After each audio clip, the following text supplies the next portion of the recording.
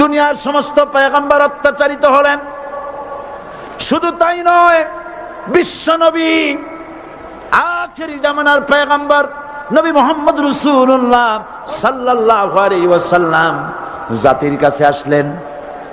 তিনি এসে বললেন, ইয়া আইয়ুহান নাস কুলু লা ইলাহা ইল্লাল্লাহ। প্রথম দাওয়া শুনছেন কথা?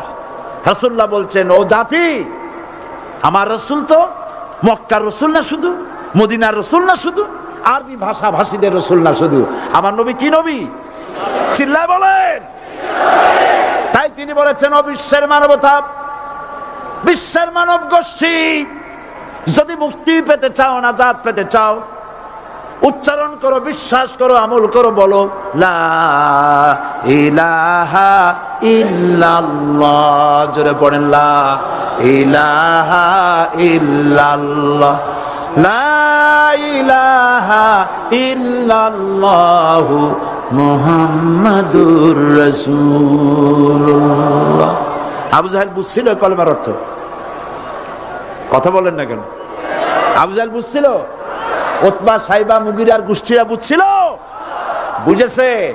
তারপরে তারা চিন্তা করলো যে সর্বনাশ তো করছে, লা ইলাহা, কোন ইলাহ নাই, আইনদাতা নাই, বিধানদাতা নাই, তাহলে আমরা কি ঘরে বসে বসে কি করব? উনি নতুন একজন ইলাহ নিয়ে আসছে, আল্লাহ ছাড়া কোন ইলাহ নাই, তাহলে আমাদের কাজটা কি? প্রথমে তারা চেষ্টা করলো যে একটু দেখি নরম নরম ভাবে হয় নাকি। চলে গেল আবু তালেবের কাছে, আসে না হাদিসে বললো, আবু তালেব, তুমি তো কুরাইশদের নেতা, তোমার ভাইয়ের ছেলে কয়টাই কি? আশ্চর্যজনক কথা, লা ইলাহা ইল্লাল্লাহ, আল্লাহ ছাড়া কোন ইলাহ নাই, তা আমরা করব কি? তোমার ভাতিজাকে বুঝাও লা ইলাহা ইল্লাল্লাহর দাওয়াত বন্ধ করে দিক, এর বিনিময়ে টাকা লাগে টাকা দেব, সোনা লাগে সোনা দেব, যত সুন্দরী মেয়ে চায় তাও দেব, নেতৃত্ব চায় তাও দেব, তবু যেন কালেমার দাওয়াত না দেয়। আসিনে কা হাদিসে আছে কিনা?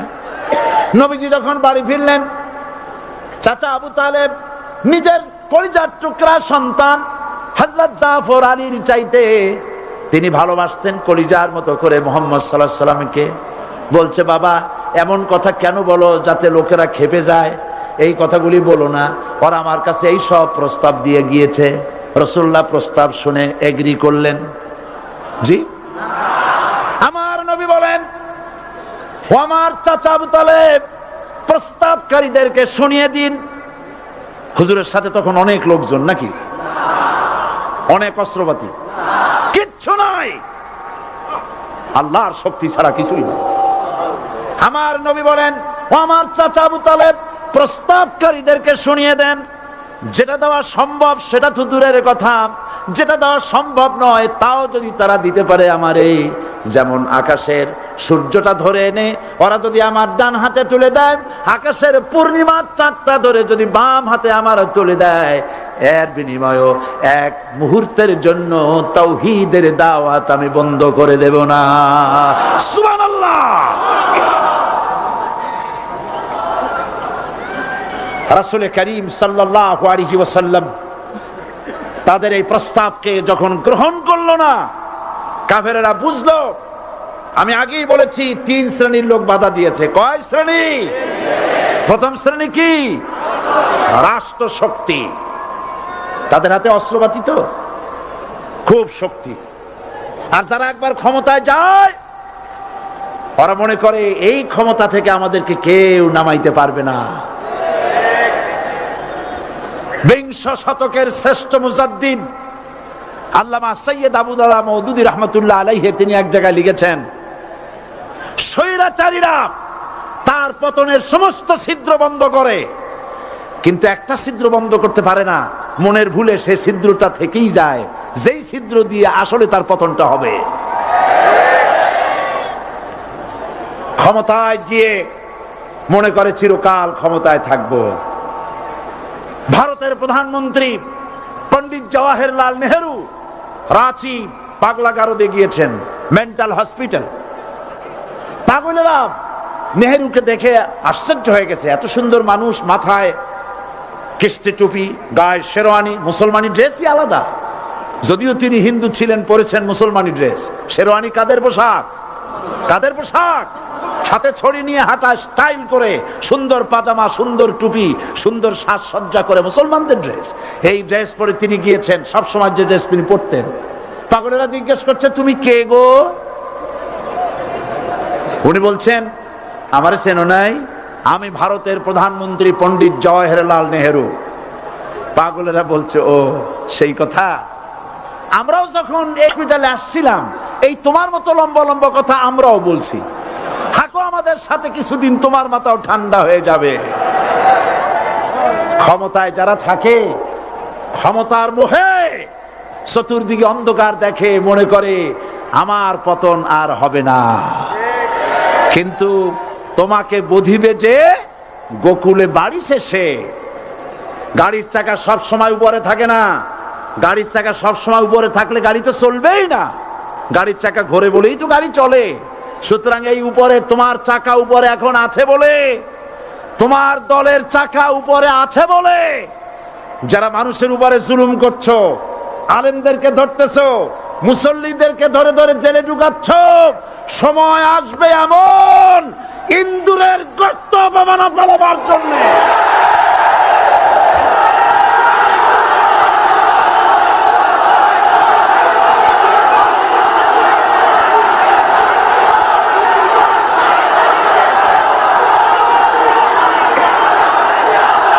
আবু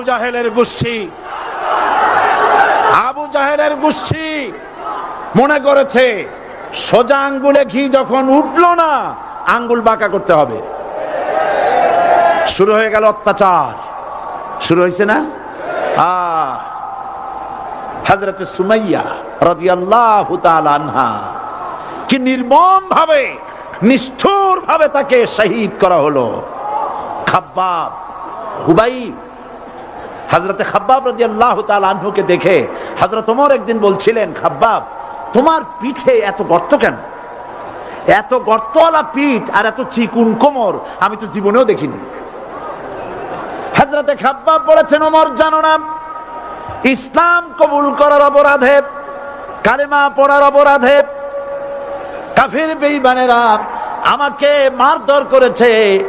যখন আমি তাদের মারে কালেমা ছাড়ি নাই, তখন আগুন জ্বালায়া আগুনের আংটার উপরে, আংটা আগুনের উপরে আমাকে চিৎ করে শোয়ায়া, আমি যেন নড়াচড়া করতে না পারি সেজন্য আমার বুকের উপরে পাথর চাপা দিয়া রেখেছে। আগুনে গোশত পুড়ে পুড়ে আগুন ভিতরে ঢুকেছে, গায়ের রক্ত আর চর্বি গলে গলে পড়ে আগুনগুলো নিবেছে। ওই পিঠে যে গর্ত হয়েছে আজও পর্যন্ত সেই গর্ত মিটে যায় নাই।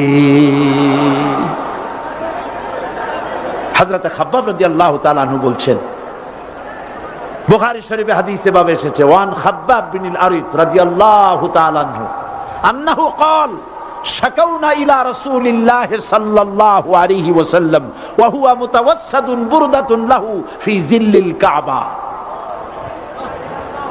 আমি গেলাম রাসূলুল্লাহর কাছে, যে দেখি হুজুর বাইতুল্লাহ শরীফের ছায়ায় আরাম ফরমাচ্ছেন।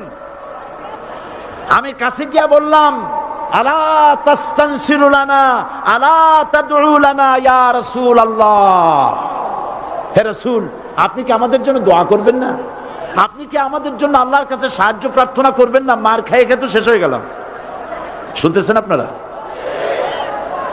আল্লাহর নবী উঠে বসলেন, বললেন, খাব্বাব শোনো,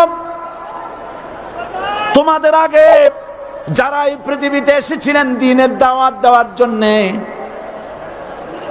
সমকালীন রাষ্ট্র শক্তি তাদেরকে ধরতো, ফায়ুখাজুর রাজুলু ফায়ুহফারু লাহু ফিল আরদ, তার জন্য তারে ধরে নিয়ে মাটির মধ্যে গর্ত করত, ফায়ুজআলু ফিহা, এরপরে সেই গর্তের ভিতরে তাকে কোমর পর্যন্ত গেড়ে দিত। সুম্মা ইউতা বিল মানশার, এরপরে করাত আনা হতো, ফায়ুদাউ আলা রাসিহি, এরপরে করাতটা মাথার উপরে রাখা হতো, ফায়ুজআলু নিসফাইন, এরপরে করাত দিয়া চিরে চিরে জীবিত মানুষটাকে দ্বিখণ্ডিত করে ফেলে দিত। মা ইয়াসুদ্দুহু যালিকা আন দীনি, এত কষ্ট দেওয়ার পরেও, এত জুলুম করার পরেও দ্বীনের দায়ীদেরকে এক চুল পরিমাণ আল্লাহর রাস্তা থেকে তারা সরাই দিতে পারে নাই। ওয়াল্লাহি, ও খাব্বাব আমি আমার আল্লাহর নামে কসম করি। ও মুসলমান, কে কসম করতেছে? আল্লাহ রাসূল। আমি আমার আল্লাহর নামে কসম করি, ওয়াল্লাহি লা ইউতাম্মান্নাল্লাহু হাযাল আমর হাত্তা ইয়াসির রাকিবু মিন সানা ইলা হাযরামাউত।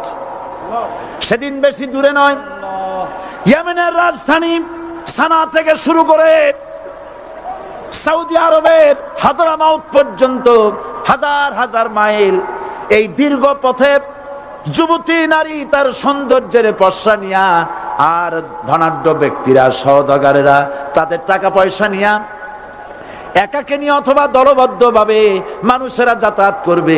লা ইয়াখাফু ইল্লাল্লাহ, মানুষের মনের মধ্যে কোনো ভয় থাকবে না। এমন একটা সময় আসবে, ওয়ালাকিন্নাকুম তাস্তাজিলুন, অথচ তোমরা বড্ড তাড়াহুড়ো করছো। তাড়াহুড়ো করো না, অপেক্ষা করো, ধৈর্য ধরো, মার খাও, জেলে যাও, শহীদ হও, আল্লাহর রাজ কায়েম হবেই হবে।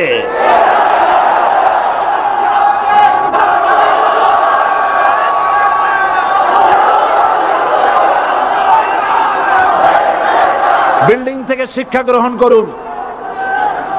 বিল্ডিং, ইমারত, দালান থেকে শিক্ষা গ্রহণ করুন। এই যেটা দালান আছে না পাশে, দেখতে পাচ্ছেন? এই দালান কি দিয়ে তৈরি করা হয়েছে বলেন? ইট। সমস্ত ইটেরা যদি ধর্মঘট করত, আমরা কেউ মাটির তলায় যাব না, কেউ আমরা আগুনে পুড়ে ঝামা হব না, পিক হব না, কেউ আমরা টুকরা টুকরা হব না, সবাই থাকবো উপরে উপরে, তাহলে কি দালান হইতো নাকি?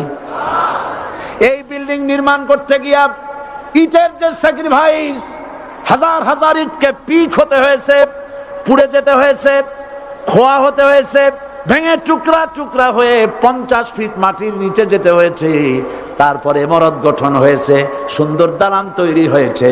যারা ইসলামী শাসন চান, আল্লাহর দ্বীনকে বিজয়ী দেখতে চান, তাদেরকে অসংখ্য মানুষকে পোড়াইটের মতো জেলখানায় পুড়ে পুড়ে মরতে হবে, অসংখ্য মানুষকে ফাঁসির কাস্তে ঝুলতে হবে, গায়ের রক্ত দিতে হবে, শহীদ হতে হবে, তারপরে ইসলামের ইমারতটা কায়েম হয়ে যাবে। শায়ের, কবি কি সুন্দর করে বলছেন, কবি সুন্দর করে বলছেন, ये शहादत गाहे उल्फत में कदम रखना, ये शहादत गाहे उल्फत में कदम रखना, लोग समझते हैं आसा है मुसलमान होना। মানুষেরা মনে করে মুসলমান হওয়া খুব সহজ জিনিস। না, মুসলমান হওয়ার অর্থ হলো শাহাদাতের ঈদগাহে শামিল হয়ে যাওয়া।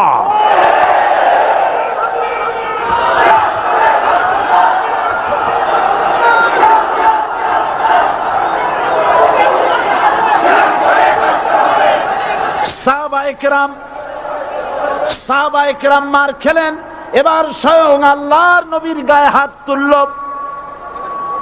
আবু জাহেল এসে হুজুরকে মারলেন, গলায় চাদর দিয়া এমন জোরে টান মেরেছে, রাসূলুল্লাহ পড়ে গিয়েছেন। হাদিসে এসেছে হুজুরের চোখ মোবারক ঠিকরে পড়ে যেতেছে, চেহারা মোবারক লাল হয়ে গিয়েছে, জমিনের উপর আছাড় মেরে ফেলেছে। রাসূলের এই অবস্থা দেখে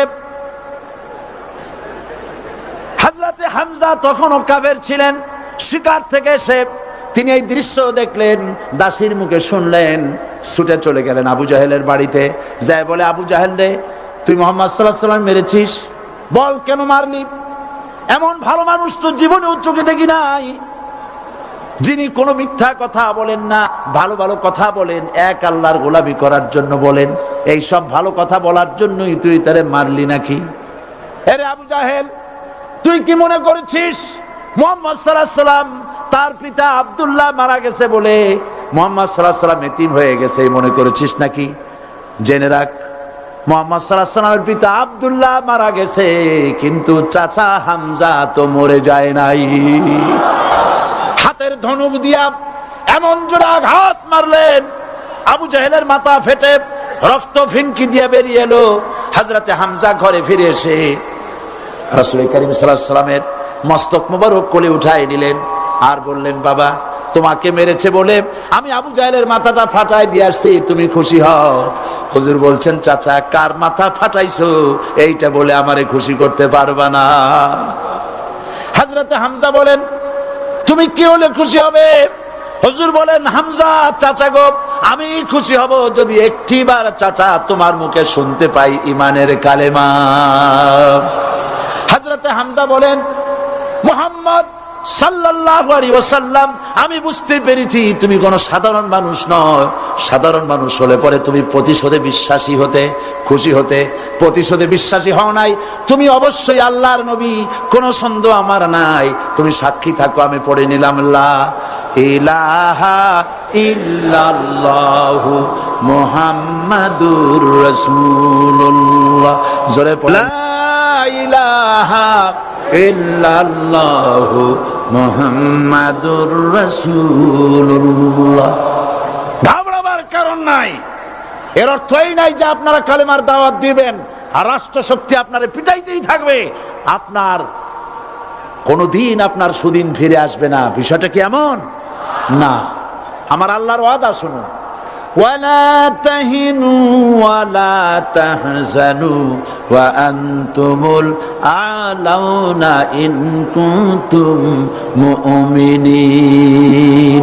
মুমিন যদি হও আমি তোমাদেরকে বিজয় দান করব। সুবহানাল্লাহ বলেন। আজ যদি আমাদের উপরে বিপদ এসে থাকে তাহলে তার একমাত্র কারণ পূর্ণাঙ্গ ঈমানের অভাব আমাদের মধ্যে রয়েছে, ঠিক কিনা? আজ পৃথিবীতে সব থেকে মার খায় কারা? চিল্লায় বলো। আলজেরিয়ায় কারা? বসনিয়ায় কারা? চেচনিয়ায় কারা? প্যালেস্টাইনে কারা? আহা, প্যালেস্টাইনের মুসলমানদেরকে মারি মেরে শেষ করে দিল। দেখছেন ছবিতে না? দেখেন না? প্যালেস্টাইনের মুসলমানদের যে কে যখন মারা হচ্ছে, বাংলাদেশের প্রধানমন্ত্রী তখন আমেরিকায় ক্লিনটনের সঙ্গে কথা বলতেছেন। তিনি ক্লিনটনের কাছে তার পিতৃ হত্যার জন্য দায়ী সাজাপ্রাপ্ত 3 জন ব্যক্তিকে ফেরত চাচ্ছিলেন। আমার দৃষ্টিতে এটা কোনো অপরাধ নয়। সন্তান তার পিতার প্রতি আকর্ষণ থাকবেই। আমার আপত্তি সেখানে আপনি প্রধানমন্ত্রী শুধু শেখ পরিবারের প্রধানমন্ত্রী নন, শুধু আওয়ামী লীগের প্রধানমন্ত্রী হওয়া উচিত নয় আপনার। আপনি পৃথিবীর দ্বিতীয় বৃহত্তম বাংলাদেশের 12 কোটি মুসলমানের প্রধানমন্ত্রী। পিতৃ হত্যার আসামি ফেরত চাইলেন, কিন্তু বিল ক্লিনটনের আশ্রয় প্রশ্রয় লালিত পৃথিবীর অসভ্য জাতি সন্ত্রাসী ইহুদিরা প্যালেস্টাইনের মুসলমানদেরকে পাখির মতো গুলি করে হত্যা করছে। আপনি কেন এর জবাব চাইলেন না?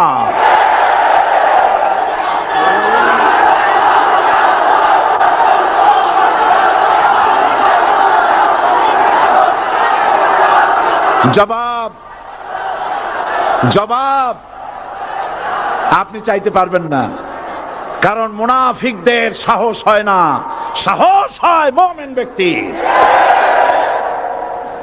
বিল ক্লিনটনকে বলা দরকার ছিল, এই ইসরায়েলকে তোমরাই বসিয়েছো, মধ্যপ্রাচ্যের বিষ ফোড়ায় পরিণত করেছো তোমরা।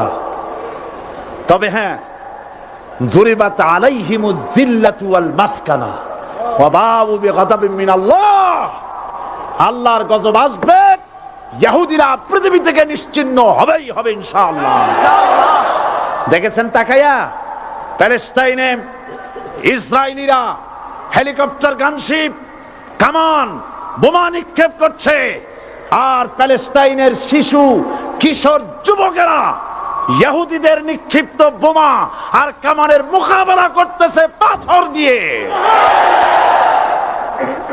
আমি আমার অন্তরের অন্তঃস্থল থেকে ধন্যবাদ জানাই, মোবারকবাদ জানাই খালিদ বিন ওলীদের উত্তরসূরি, খাব্বাব খোবাইবের উত্তরসূরি প্যালেস্টাইনের ওই সব যুবকদেরকে যারা কাফের বেঈমান ইহুদিদের মোকাবেলা করতেছে ইট আর পাথর দিয়ে। আর আমি আমার অন্তরের অন্তঃস্থলের সমস্ত ঘৃণা দিয়ে আমি ধিক্কার জানাই পৃথিবীর মুসলিম শাসকদেরকে, যারা মুসলমানদের মার দেখে চুপ করে যারা বসে আছে।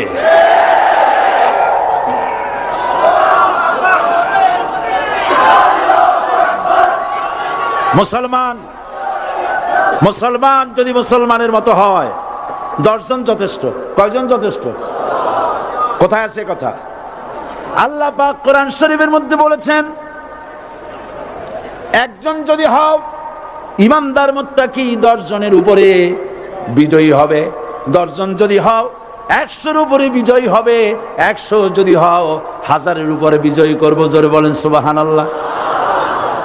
কবি বলতেছেন, ফিজায়ে বদরে পয়দা কুন ফেরেশতে তেরি নুসরত কো উতর সকতে গর্দু সে কতর অন্দর কতর আবি। বদরের মুসলমানদের মতো ঈমান আনো, তাহলে আকাশ থেকে কাতারে কাতারে ফেরেশতা নাজিল করে দিয়ে আল্লাহ পাক তোমাদেরকে সাহায্য করবেন। সুবহানাল্লাহ। সে আল্লাহ আছে না নাই?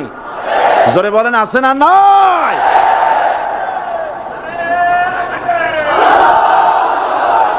সেই আল্লাহ রাব্বুল আলামিন কোরআনে কারীমের ভিতরে আয়াতুল কুরসির মধ্যে বলে দিয়েছেন, আল্লাহু লা ইলাহা ইল্লা হুয়াল হাইয়ুল কাইয়্যুম। প্রাণ খুলে সবাই পড়েন, বসা মানুষ, দাঁড়ানো মানুষ। আল্লাহু লা ইলাহা ইল্লা হুয়াল হাইয়ুল কাইয়্যুম। আল্লাহ রাব্বুল আলামিন, তিনি ছাড়া কোনো ইলাহ নাই, তিনি সার্বভৌমত্বের মালিক, কেউ নাই আল্লাহ ছাড়া। এই কথা মানুষকে ঘোষণা করতে হবে। বাধা, এই কথা বললেই বাধা দেবে কয় শ্রেণীর লোক? 3 শ্রেণী। প্রথম শ্রেণী হচ্ছে কে? রাষ্ট্রশক্তি। আজও তারা বাধা দিচ্ছে। আল্লাহর আইন দিয়ে দেশ চালাও, তারা তাদের মন মর্জি মোতাবেক আইন দিয়ে দেশ চালাবে। আল্লাহ পাক বলছেন, আলা আলাহুল খালকু ওয়াল আমরু। সৃষ্টি যার, আইন চলবে তার। কারো বাবার আইন চলতে পারে না, নিজেদের তৈরি করা আইন চলবে না। ইনিল হুকমু ইল্লা লিল্লাহ। একমাত্র আইন চলবে কার? এই আইন রাসূল করিম সাল্লাল্লাহু আলাইহি ওয়াসাল্লাম মদিনায় কোরআন দিয়ে প্রতিষ্ঠিত করেছিলেন। আল্লাহর বিধান, আল্লাহর সার্বভৌমত্ব কায়েম করেছিলেন। কোরআন সংবিধান হলো, চুরি বন্ধ হলো, ডাকাতি বন্ধ হলো, জেনা বন্ধ হলো, হত্যা বন্ধ হলো, ধর্ষণ বন্ধ হলো, সব কিছু বন্ধ হয়ে গিয়ে মুসলমানেরা শান্তি লাভ করলো, পৃথিবীর মানুষ শান্তি লাভ করলো। সুবহানাল্লাহ ওয়া বিহামদিহি। আজ মুসলমানেরা শত্রু চেনে না, বন্ধু চেনে না। বন্ধুকে বানায়েছে শত্রু, শত্রুকে বানায়েছে বন্ধু। কে বন্ধু কে শত্রু চিনাই দিবেন কে? আল্লাহ। বলেন, কে দিবেন? আল্লাহ রাব্বুল আলামিন কোরআনে কারীমের মধ্যে পরিষ্কার করে বলেছেন, লাতাজিদান্না শাদ্দান নাসি আদাওয়াতান লিল্লাযীনা আমানুল ইয়াহুদা ওয়াল্লাযীনা আশরাকু। আল্লাহ পাক বলছেন, হে রাসূল, মানুষের ভিতরে 2টা শ্রেণী মুমিনদের জন্য সব থেকে জঘন্য দুশমন। কয়টা শ্রেণী? 2টা। একটা হলো ইহুদ, আর একটা হলো মুশরিক। একটা হলো ইহুদি, আর একটা হলো মুশরিক। এটা হলো তোমাদের দুশমন। আর আজ আমাদের দেশে, পৃথিবীর বিভিন্ন দেশে মুসলমানেরা মুশরিকদের সঙ্গে সম্প্রীতি বাড়াচ্ছে, মুসলমানদের সাথে শত্রুতা বাড়াচ্ছে। আজ আমার দেশে পূজা পার্বণে বাধা নাই। পূজা পার্বণে বাধা আছে? পূজা পার্বণে বাধা নাই। বাধা কোথায়? কোরআন শরীফের তাফসীর মাহফিলে। কোরআনের তাফসীরের মাহফিলে বাধা দেওয়া হচ্ছে। গান বাজনায় 144 ধারা নাই, কিন্তু কোরআন শরীফের মাহফিলে 144 ধারা দেওয়া হচ্ছে। যারা দিচ্ছে তারা আবার ওমরাও করে, হজও করে। ওরা আমাদের বলে আমরা নাকি ধর্মের নামে রাজনীতি করি। বলে না? আমরা নাকি ধর্মের নামে রাজনীতি করি। আমি বলি, ধর্মের নামে আমরা রাজনীতি করি না, আমরা ধর্মীয় রাজনীতি করি। কথাটা বুঝে আসছে কিনা? ধর্মের নামে রাজনীতি তো সেই ব্যক্তি করে 1996 সনের নির্বাচনের আগে যিনি মাথায় পট্টি বেঁধেছিলেন, যিনি শপথ গ্রহণের সময় হাতে তসবিহ পড়েছিলেন। ধর্মের নামে রাজনীতি তিনি করেছেন। আজ আজ অনেকগুলি ডিগ্রি পেয়েছেন তিনি, অনেকগুলি ডিগ্রি পেয়েছেন। কয়টা? মুখস্থ হয়ে গেছে আপনাদের। শকুনেরা, শকুন যদি গরুর গোশত কিনে খাওয়া লাগতো, 80 টাকা কেজি দরে শকুনে এত গোশত কিনে খাইতে পারতো না। লেখাপড়া করে যদি ডিগ্রি নেওয়া লাগতো, এত ডিগ্রি কপালে জুটতো না। পয়সা দিয়া ম্যানেজ করা ডিগ্রি, কিন্তু 9টা নিলে কি হবে? আসল ডিগ্রিটা এখনো বাকি আছে। আসল ডিগ্রি কোনটা? নির্বাচনের আগে পট্টি বেঁধে তসবিহ নিয়ে গোটা জাতিকে যে সফল ভাবে প্রতারণা করতে আপনি পেরেছিলেন মহা প্রতারক হিসেবে, সেই ডিগ্রি আগামী নির্বাচনের মোক্ষম সময় জনগণ আপনার গলায় পরায় দেবে।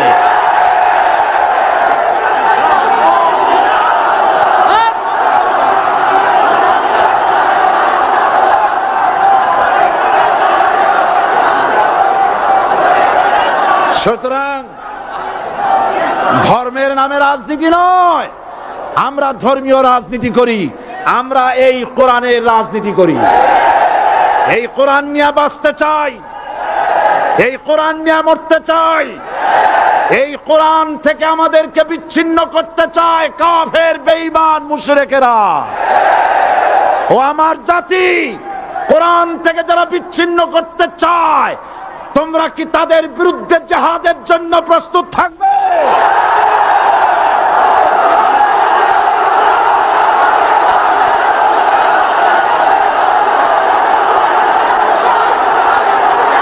বসেন, বসেন, বসেন, বসেন, বসেন। আমি বুঝতে পেরেছি বিষয়টা কি।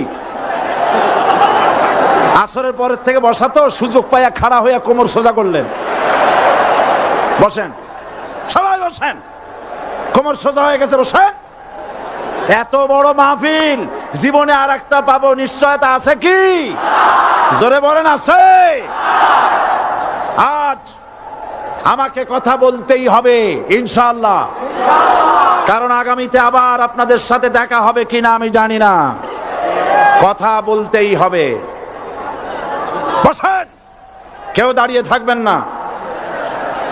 আমি দেখতে পাচ্ছি বাংলাদেশের ভাগ্য আকাশে উত্তর গগনে কালো মেঘ জমা হয়েছে, ঝড়ের পূর্বাভাস লক্ষ্য করছি। যদি মোকাবেলা করতে না পারেন সক্ষম ভাবে, এমন অন্ধকার গাঢ় কালো অমাবস্যার রাত আসতে পারে যার সুবে সাদে খাওয়া অসম্ভব। সুতরাং আপনারা কি কাপুরুষের মতো কাফের মুশরিকদের গোলামি করে মরতে চান? বিড়ালের মতো 500 বছর বেঁচে থাকার কোনো লাভ নাই। সিংহের মতো 1 ঘন্টা বাঁচতে চাই। আমাদেরকে বলা হয় সাম্প্রদায়িক উস্কানিমূলক কথা নাকি আমি বলি। পত্রপত্রিকা দিছে না তারা? সাম্প্রদায়িক উস্কানি কথা, সাম্প্রদায়িক উস্কানিমূলক কথা বলি। সেই জন্যই বোধহয় শত শত মুসলিম আমাদের কাছে এসে মুসলমান হয়।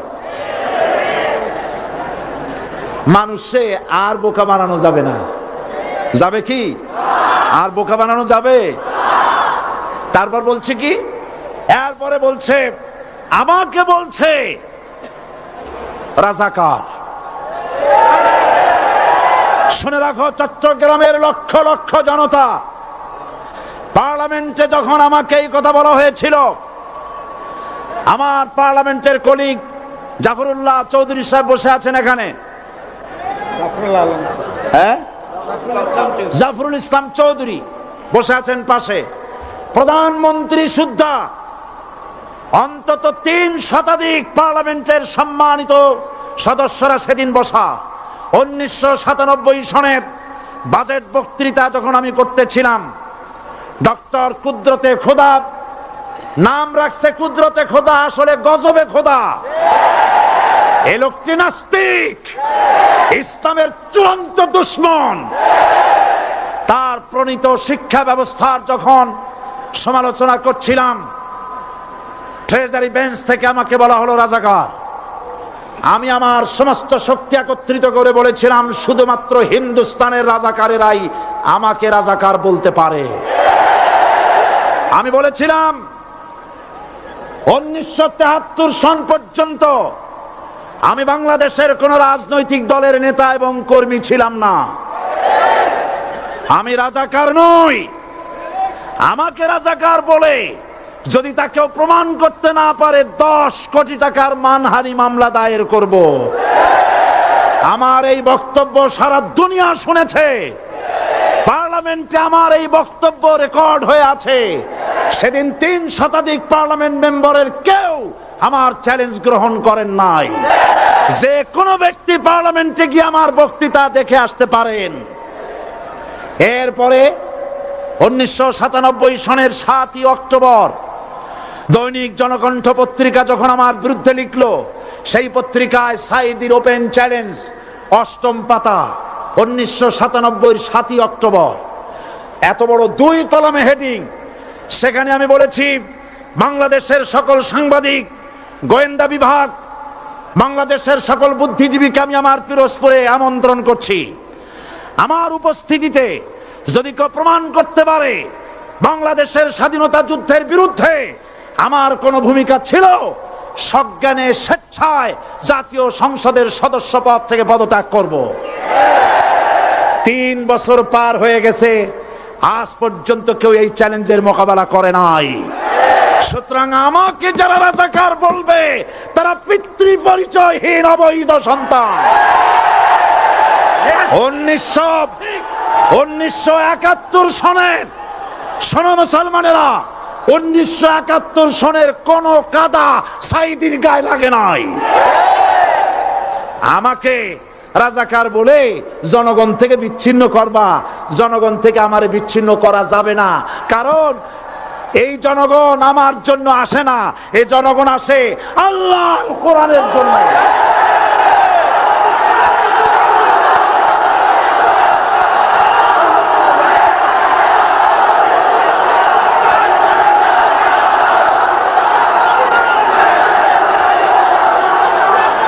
আজকে আর যারা ইসলামের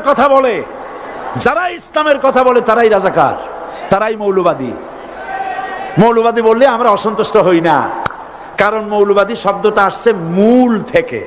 মৌল শব্দ এসেছে মূল থেকে। মূলবাদী তার মানে যারা মূলে আছে। মূল হলো কোরআন, মূল হলো হাদিস, মূল হলেন আল্লাহ, মূল হলেন আল্লাহ রসুল। আমরা আছি মূলে। এখন বলেন তো, মূলের শক্তি বেশি না আগার শক্তি বেশি? আমাদের যারা মৌলবাদী বলে ওরা হলো আগাবাদী। মূলে আছে কত কোটি? 12 কোটি। মূলে আছে কত কোটি? আর আমাদের যারা মৌলবাদী বলে, ওই থাকো গাছের আগায়, আমরা মূলে। লাভালাভি বেশি করবা না, 12 কোটিতে গাছের গোড়া আসতে নানা দেবে, মামু বাড়ি দিল্লি গিয়ে পড়বা, বাংলার জমিনে জায়গা হবে না। এ কথা বিশ্বাস করো। বাংলাদেশের মুসলমানদের শরীরে 1 বিন্দু রক্ত থাকতে শয়তানের তৈরি করা ধর্ম নিরপেক্ষ মতবাদ বাংলার জমিনে কায়েম হতে দেওয়া হবে না, হবে না।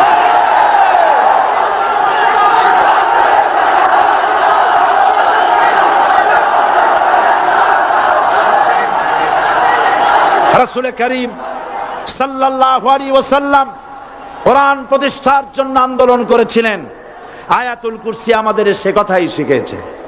আল্লাহ রাব্বুল আলামিন বলেন, আল্লাহু লা ইলাহা ইল্লা হুয়াল হাইয়ুল কাইয়্যুম। প্রাণ খুলে পড়েন, আল্লাহু লা ইলাহা ইল্লা হুয়াল হাইয়ুল কাইয়্যুম। আল্লাহ হচ্ছেন তিনি, যিনি ছাড়া কোনো ইলাহ নাই, আইনদাতা নাই, বিধানদাতা নাই। আমরা মানুষের তৈরি করা আইন মানি না। 12 কোটি মুসলমানের দেশে আইন তৈরি করবে মানুষ, আমরা মানব না। পার্লামেন্টে তৈরি হতে হবে কোরআন দিয়ে, পার্লামেন্টে আইন তৈরি হতে হবে কোরআন দিয়ে। সুতরাং ভয় যতই পান আর যতই ষড়যন্ত্র করেন, চার দল যখন একত্রিত হয়েছে, ঐক্যবদ্ধ থাকবে, সরকার ঐক্যবদ্ধভাবে গঠন হবে, নির্বাচন ঐক্যবদ্ধভাবে হবে এবং কোরআন হবে, আল কোরআনের পার্লামেন্ট হবে বাংলাদেশে।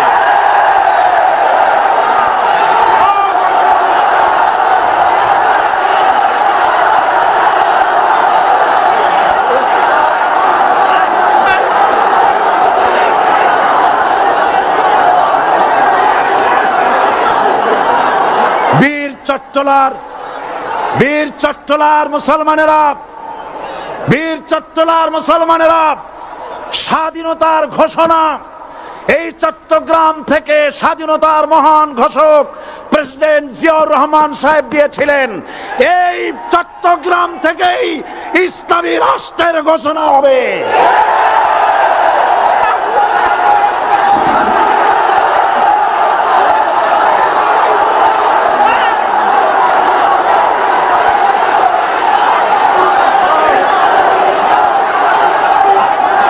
আশাবাদী আপনারা অবশ্যই তা পারবেন। আমি 100% বিশ্বাস করি ইনশাআল্লাহ। কারণ যে ষড়যন্ত্রের মোকাবেলা করে স্থানীয় রাজনৈতিক দলের নেতৃবৃন্দ কোরআনের মাহফিল সিনায় এনেছেন, আমি প্রথম দিনই বলেছি চট্টগ্রাম তাফসিরুল কোরআন মাহফিল কোন রাজনৈতিক দলের প্রতিনিধিত্ব করে না। এটা কোন জামাত শিবিরের একক সম্পদ নয়, এটা চট্টগ্রামের মুসলমানদের কলিজার টুকরা তাফসিরের মাহফিল। সুতরাং এই মাহফিল চট্টগ্রামে থাকবে ইনশাআল্লাহ কিয়ামত পর্যন্ত। 144 ধারা 288 হয়ে গেছে, ষড়যন্ত্র পায় পায় চলে গেছে। আমি ওই সব ছেলেদের বলি, সরকারি দলের ছাত্র হইয়া মুসলমানদের বিপক্ষে যাইও না।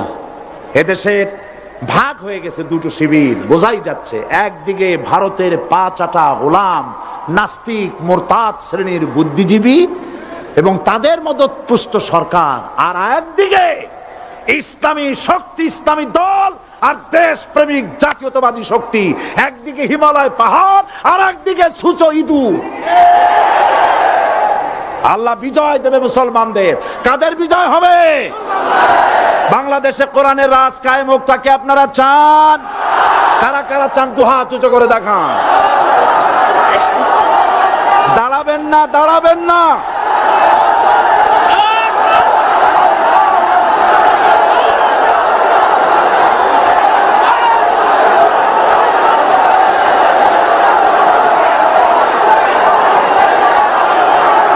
বসুন,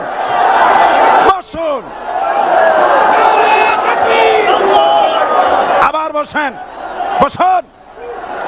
জোরে সরে জিকির করেন লা ইলাহা, আরো জোরে লা ইলাহা, লা ইলাহা,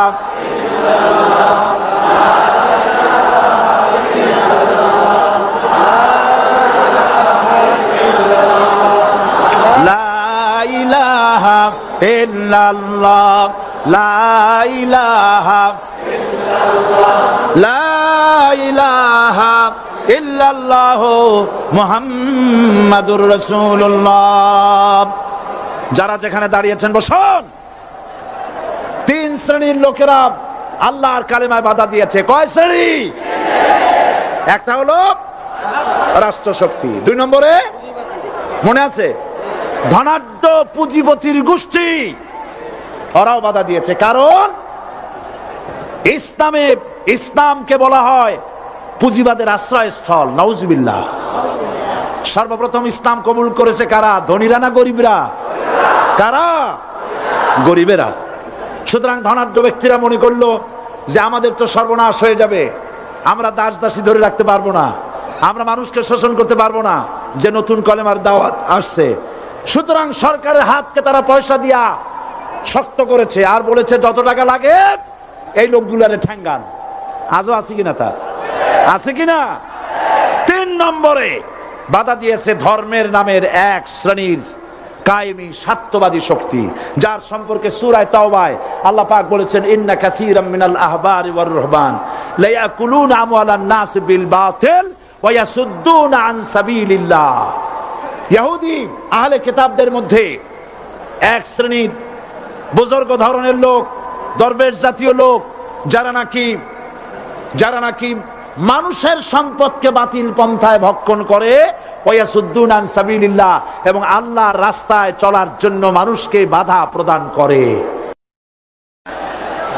এত বড় বিশাল মাহফিলে আপনি দাঁড়ায়া কোন মানুষকে কষ্ট দিবেন না, জায়েজ নাই। মুসলমানদেরকে কষ্ট দেওয়া কবিরা গুনাহ। বুঝতে পেরেছেন? যে যেখানে দাঁড়িয়েছে আপনারা বসা মানুষেরা তাদেরকে বসায় দেন।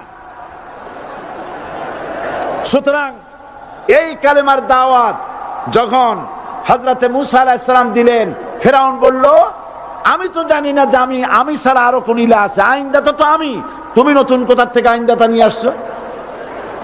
ফিরআউন বলছে দেখো, আমারে বাদ দিয়া যদি অন্য কাউকে ইলাহ বলে তুমি মানো আর সেই শিক্ষা যদি যে জাতিকে দাও, তাহলে আমি তোমাকে ধরে লাআজআলান্নাকা মিনাল মাসজুনিন, আমি তোমাকে কারারুদ্ধ করব, আমি তোমাকে জেলখানায় ঢুকিয়ে দেব। রাষ্ট্রশক্তি প্রথম বাধা দিল কারা? বলেন সবাই। সেই বাধা কি ওখানে শেষ হয়েছে না এখনো আছে? আছে কিনা জোরে বলেন। আমি তোমাকে জেলখানায় ঢুকাবো। হযরতে মুসা আলাইহিস সালাম বলেন ফিরআউন রে, জেলের ভয় আমি করি না, আমার কি জেলের ভয় দেখায়া লাভ নাই, আমি আল্লাহ পাকের পয়গম্বর। হযরতে মুসা আলাইহিস সালাম, ফিরআউনের দলবল আছে, লোক লস্কর আছে, তার অস্ত্রের অভাব নাই। আল্লাহ রাব্বুল আলামিন মুসা আলাইহিস সালামের কাছে একটা অস্ত্র দিছিলেন কিনা? আল্লাহ পাক হযরত মুসা কি বলেছেন? ওয়া মা তিলকা বিয়ামিনিকা ইয়া মুসা, মুসা রে তোমার হাতে ওটা কি? মুসা আলাইহিস সালাম বললেন এটা লাঠি। আল্লাহ পাক বললেন ফেলে দাও লাঠি। লাঠি ফালায় দিলেন, কি হয়ে গেল? হিয়া হাইয়াতুন তাসআ, লাঠি হয়ে গেল। এখন লাঠি পড়ে সাপ হয়ে গেল। সাপ দেখে নবী হোক, ওলি হোক, সাহাবী হোক আর আলেম হোক, সাপ দেখলে ভয় করে না মানুষের? মুসা আলাইহিস সালাম ভয় পেয়েছে। আল্লাহ রাব্বুল আলামিন হযরত মুসাকে শোনায় দিলেন, খুযহা ওয়া লা তাখাফ সানুঈদুহা সিরাতাহাল উলা, খোঁজ ধরো, লা তাখাফ, ভয় পেও না। আল্লাহ বলছেন ধরো, ভয় পেও না। ধরার সঙ্গে সঙ্গে স্বাভাবিক অবস্থায় ফিরে আসবে, আবার লাঠি হয়ে যাবে। এখন আল্লাহ বলছেন ধরো। মুসা আলাইহিস সালাম কি ভয় পাওয়া উচিত হবে? উচিত হবে? মুসা আলাইহিস সালাম কি ভয় পাইছিলেন? কারণ হচ্ছে এই দুশমনের শক্তিটা খুব বড়ই দেখা যায়, মনে হয় যেন অনেক বড়, কি জানি কি। আল্লাহ পাক বলছেন ইন্না কাইদাশ শায়তানে কানা দাঈফা, শয়তানের চক্রান্ত যতই তুমি মনে করো অনেক ষড়যন্ত্রের জাল বিস্তার হয়ে আছে, আল্লাহ কয় কিছুই না, দাঈফা, অত্যন্ত দুর্বল। আল্লাহ পাক বললেন ধরো। মুসা আলাইহিস সালাম সাপ ধরলেন, সঙ্গে সঙ্গে লাঠি হয়ে গেল। ফিরআউন বরদাস্ত করল না, রাষ্ট্রশক্তির পক্ষ থেকে আক্রমণ শুরু হলো। অপরাধ কি? মুসা আলাইহিস সালামের অপরাধ কি? কি অপরাধ?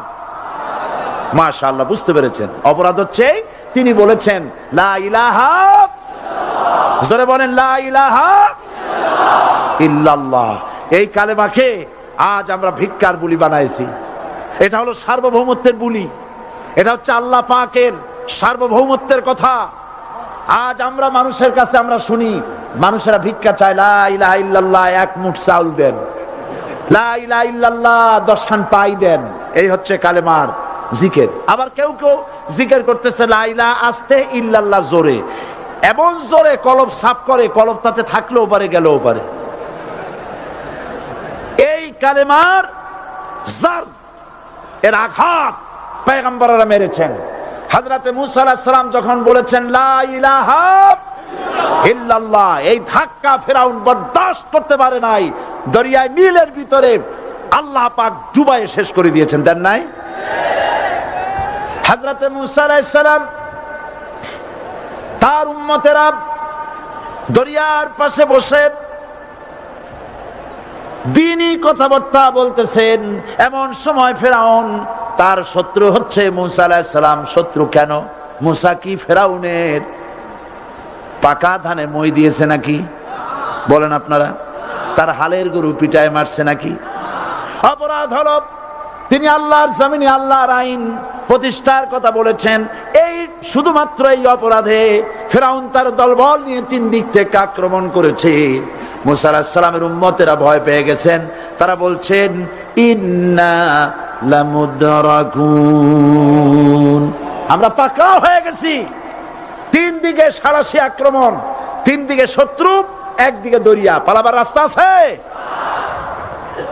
হযরত মূসা আলাইহিস সালাম ভয় পেয়ে গেলেন, সারেন্ডার করলেন না। হযরত মূসা আলাইহিস সালাম বললেন কাল্লা, কখনো নয়, ভয় পাওয়ার কোনো কারণ নাই। রব্বি সায়াহদিন, অবশ্যই আমার রব আমার জন্য রাস্তা করে দিবেন। ভয় পাইও না, আমার রব রাস্তা করে দিবেন। আল্লাহ রাব্বুল আলামিন হযরত মূসা আলাইহিস সালামকে অর্ডার করলেন, হাতের লাঠি দিয়া দরিয়ার উপরে আঘাত করো। হযরত মূসা আলাইহিস সালাম দরিয়ার উপরে আঘাত করলেন। রাস্তা ছিল দরকার একটার, এক বাড়িতে আল্লাহর হুকুমে লাঠি দিয়ে একটি আঘাত করার সঙ্গে সঙ্গে হযরত মূসার তার সঙ্গী সাথী দরিয়া পার হওয়ার জন্য দরিয়ার মধ্যে দিয়ে আল্লাহ 12টা রাস্তা পয়দা করে দিলেন। সে আল্লাহ আছে না নাই? এত আসতে বলেন কেন? ভয় পাওয়ার কারণ আছে? রাষ্ট্র শক্তি বাধা দিয়েছে সমস্ত নবীদেরকে। কেন? নবীদের চরিত্র খারাপ? জোরে বলেন, নবীদের চরিত্র খারাপ? নবীদের চাইতে মাসুম বেগুনাহ উন্নত চরিত্রের মানুষ আল্লাহর আকাশের নিচে জমিনের উপরে আর হয় নাই। তোমরা যে সব নেতাদের পিছনে দৌড়াও, অমুকের সৈনিক, নেতা নেতা করে মরো, এইসব নেতা যাদের পিছনে দৌড়াও, এই নেতাগুলি, আমি জিজ্ঞেস করি আপনাদেরকে, এই নেতাগুলি জীবনে একবারও জেনা করে নাই। এ ব্যাপারে অনুসারীরা আপনারা কি নিশ্চিত? মিথ্যা কথা জীবনেও কয় নাই, প্রতারণা করে নাই, ঠাট্টা করে নাই, বিদ্রুপ করে নাই, মদ খায় নাই, মানুষ হত্যা করে নাই। কিসের নেতা?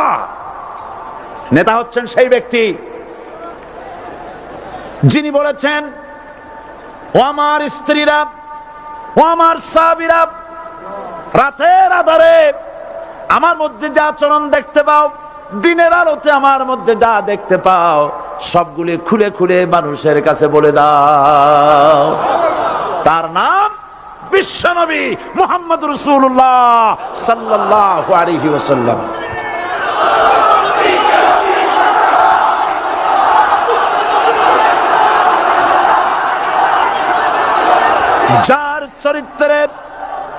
যার চরিত্রের সার্টিফিকেট আল্লাহ রাব্বুল আলামিন নিজে দিচ্ছেন, ওয়া ইন্নাকা লাআলা খুলুকিন আযীম। নবী হে, উন্নত চরিত্রের উপরে আপনি প্রতিষ্ঠিত। সুবহানাল্লাহ। কে সার্টিফিকেট দিচ্ছেন? আযীম, আযীম। আরবিতে চওড়াকে বলা হয় আরিদ, গভীরতাকে বলা হয় আমিক।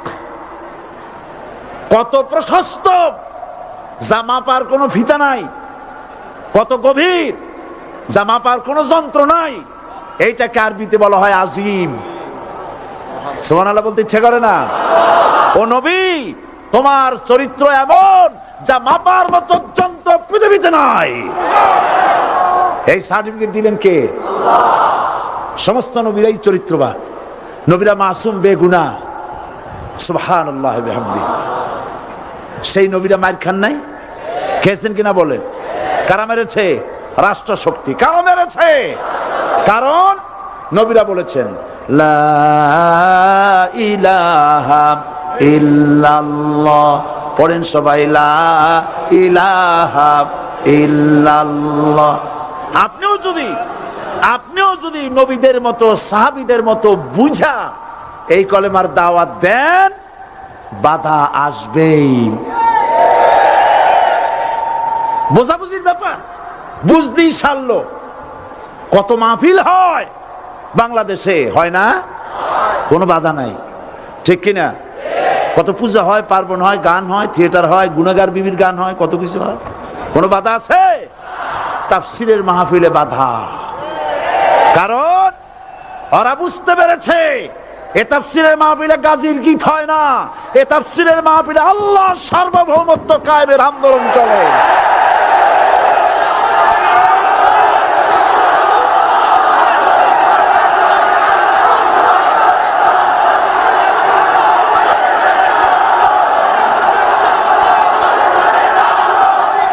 এবার দেখুন, এবার কলেমা বোঝেন, কালেমা বুঝুন।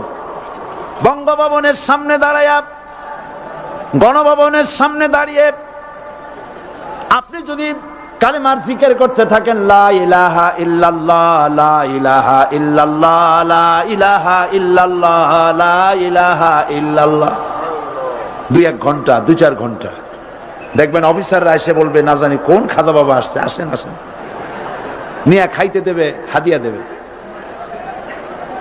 যেহেতু যিনি পড়তেছেন উনি বোঝেন না কি বলতেছেন, আর যারা দাওয়াত দিয়ে নিয়ে গেল ওরা টের পাই নাই যে কি শুনে দাওয়াত দিতেছে।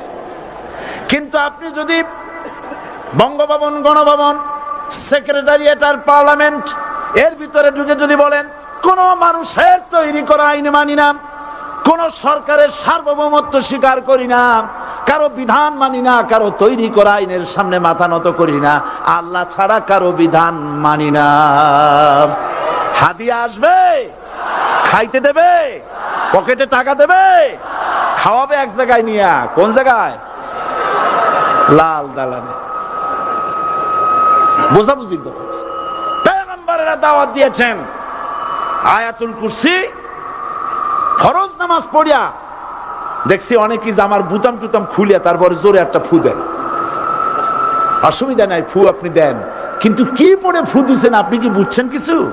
সুবহানাল্লাহ। বুঝলি কি এই চেহারা হয়? এতগুলো মানুষ লাগে নাকি বিপ্লব করতে, কালেমার রস কায়েম করতে? 313 জন মুসলমান যথেষ্ট পৃথিবীতে।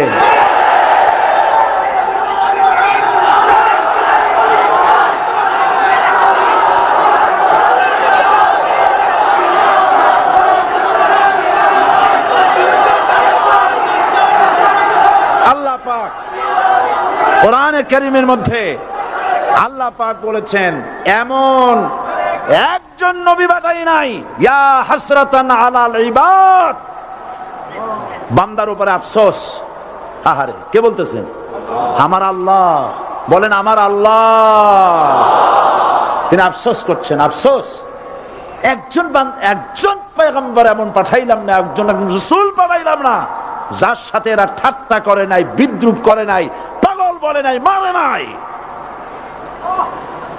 আহা, অপরাধ আল্লাহর সার্বভৌমত্ব প্রতিষ্ঠার অপরাধ। হযরত ইব্রাহিম আলাইহিস সালাম তিনি যখন এই কালেমার দাওয়াত দিয়েছেন নমরুদের বিরুদ্ধে, নমরুদ বলেছে মান আশাদ্দু মিন্না কুওয়া, আমার চাইতে শক্তিশালী আর কে আছে? আনা রব্বুকুমুল আলা, আমি তোমাদের বড় প্রভু। নাউজুবিল্লাহ। কই থেকে একটা তুমি বলছো লা ইলাহা ইল্লাল্লাহ, আমি তো ইলাহ। হযরত ইব্রাহিম আলাইহিস সালাম কি কালেমার দাওয়াত পেশ করার অপরাধে অগ্নিকুণ্ডের ভিতরে ফালাবার ব্যবস্থা হয়ে গেছে। আল্লাহ পাক সব ঘটনা কোরআনে বলে দিয়েছেন কিনা বলেন? কেন বললেন এই সমস্ত কথা? এই জন্য বলেছেন ফেরাউন মরে যাবে, নমরুদ মরে যাবে, কিন্তু তাদের প্রেতাত্মারা যুগে যুগে তারা বেঁচে থাকবে। আগুনের ভিতরে ফালাবার ব্যবস্থা হয়েছে, আল্লাহ পাক বলে দিয়েছেন, আমার রাস্তায় যদি চেষ্টা করো, জিহাদ করো, আমার সাহায্য তোমরা পাবে। ওয়া কানা হাক্কান আলাইনা নাসরুল মুমিনিন, মুমিনদেরকে সাহায্য করা।